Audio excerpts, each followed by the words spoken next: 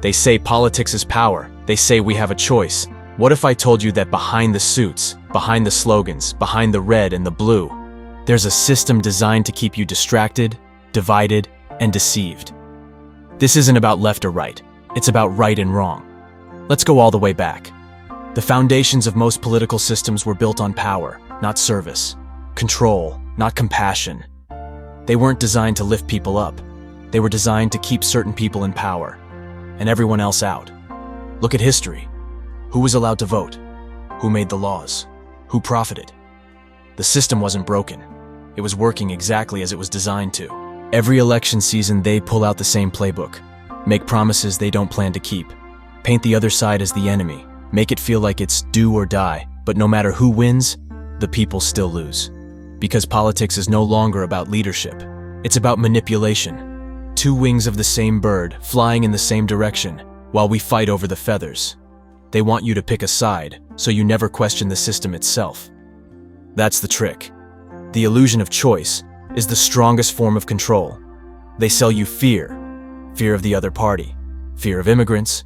Fear of your neighbor. Fear of what'll happen if they win. And you know what fear does? It shuts down your logic. It silences your spirit. It makes you look for saviors in the form of politicians. But no man in a suit can save you. No party platform can heal your trauma. Only God can do that. And they don't want you to believe that, because if you do, they lose their grip. While they argue on the news, they sign bills behind your back. While they entertain you with debates, they feed the banks, fund wars, and fill prisons. They keep you scrolling, shouting, and shaming. So you never ask the real questions. They distract you with personalities, so you never study policy. They feed you division, so you never see your neighbor as your ally. They don't care about solving problems. They care about managing perception. And if you stay distracted, you stay docile. Do you know how much money is made from war, from poverty, from mass incarceration, from student loans and medical debt? Billions. And yet we're told it's too expensive to feed the hungry, too costly to house the homeless, too hard to raise wages. No, it's not that they can't, it's that they won't, because the pain of the people is the profit of the powerful. Let's go deeper. This isn't just political, it's spiritual. The enemy doesn't care about your party affiliation. He cares that you're divided, angry, hopeless, distracted. Because when you're consumed by politics, you're disconnected from purpose. We were never called to worship politicians. We were called to seek truth, show love, and live in alignment with God. But politics has become the new religion, complete with preachers, followers, holy wars, and excommunications. They don't want you to see that, because if you did, you'd start praying instead of panicking. I'm not saying don't vote. I'm saying understand what voting is and what it isn't. It's a tool, not a solution. It's a seed, not the harvest. Voting is a moment, but awareness is a lifestyle. What you support daily matters more than what you check every 4 years. How you treat your neighbor, how you spend your money, what you stand for when no one's watching. That's power. That's impact. That's where change starts. In your home, your street, your city. Real change starts when we stop outsourcing responsibility and start living the values we scream about online. You can't vote for peace if you're still harboring hate. You can't expect justice from the top if you ignore injustice at the bottom. Change starts with you.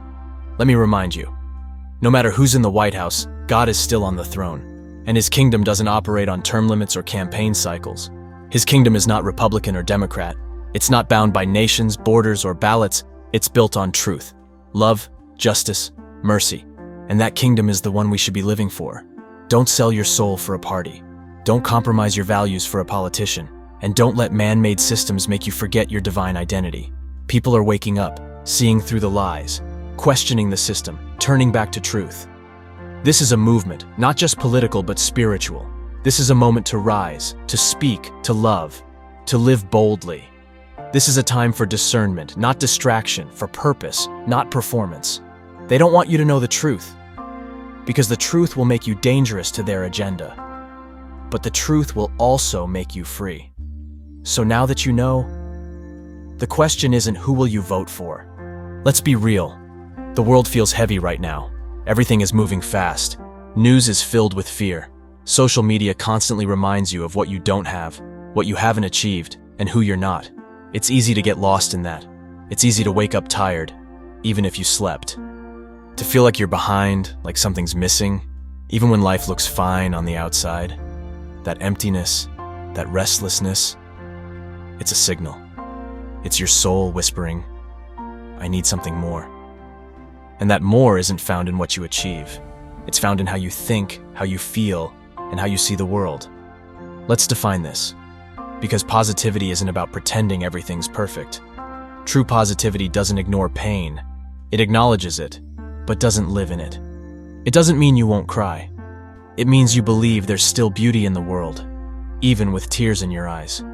It's a decision, a discipline, to rise above bitterness, to speak life even when you've tasted death, to hold on to hope, even when you've been hurt. Positivity is spiritual. It's an inner compass. It's what keeps you grounded in gratitude, in growth, and in God, especially when the storm won't let up. Let me ask you a question. What do you say to yourself when no one's listening? Because the loudest voice in your life is your own. Your thoughts, they're seeds. And every time you say, I'm not enough, or I'll never get out of this, you're watering the wrong garden. So here's what I want you to do today. Challenge the voice. Challenge that lie that says you're behind. Challenge that fear that says you're too late. Because if you knew who you really are, you wouldn't be so quick to doubt yourself. A lot of us were taught to be negative without even realizing it. You ever hear things like, don't get your hopes up. Life's hard, just deal with it. Money doesn't grow on trees. People will always let you down. That kind of thinking becomes a habit. Negativity becomes automatic.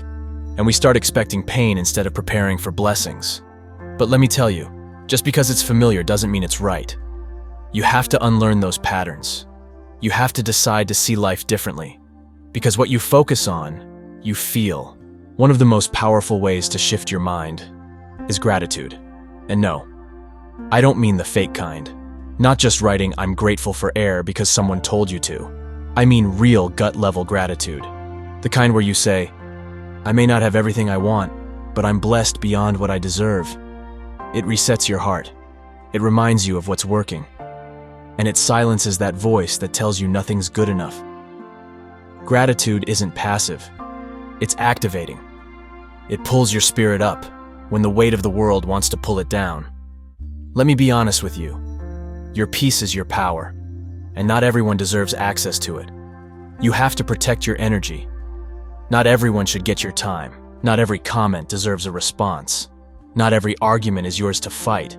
Positivity doesn't just come from what you think. It comes from what you allow. You've got to guard your gates, your eyes, your ears, your spirit. Because if you're always taking in drama, noise, fear, and comparison, don't be surprised when you start drowning in it. Feed your soul with light. Because what you feed grows. Your words are containers. They either carry faith or fear. Don't just think positive. Speak it. Speak healing. Speak breakthrough. Speak purpose, even if you don't feel it yet. Your words can build a future. So stop speaking death over your life. You have the power to bless yourself. Use it. You weren't created to just survive. You were created to live, to laugh, to love, to feel joy. And here's the truth. Joy isn't found in things. Joy is found in alignment. When your soul, your purpose, your values, and your mindset align, joy flows. So find what lifts you. Make space for what makes you come alive. And don't apologize for protecting your joy. Joy is not a luxury. It's fuel. Let's bring this full circle. Positivity is powerful, but it's even stronger when it's connected to faith. See, you're not alone in this. God wants your heart whole. He wants your thoughts pure. He wants your spirit lifted. When you give your pain to Him, when you surrender the chaos, when you stop trying to control everything, that's when the light breaks through. Positivity isn't about you pretending. It's about you believing that even when you can't see it, God is working. So here you are, still standing, still breathing, still growing. I want you to know something. You're not broken. You're becoming.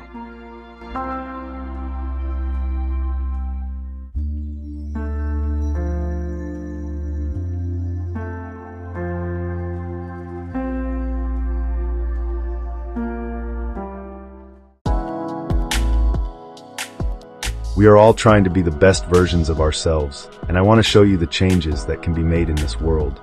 Change that will have ripple effects and encourage people to see the beauty in life. To help me, help others in the most amazing ways I can. I have a store linked in the description where you can buy things for yourself, or what I would encourage is to buy a gift for someone else. Show the people in your life that you care and have their best interests at heart. Also, for the best contributions at the moment to the channel on helping and changing lives, is to donate to our GoFundMe linked in the description. No matter how far we go, the change will be felt. I'm here giving you a first-person perspective of the power of change for the better. God is within us all, and I want to bring the power to you the best way I can.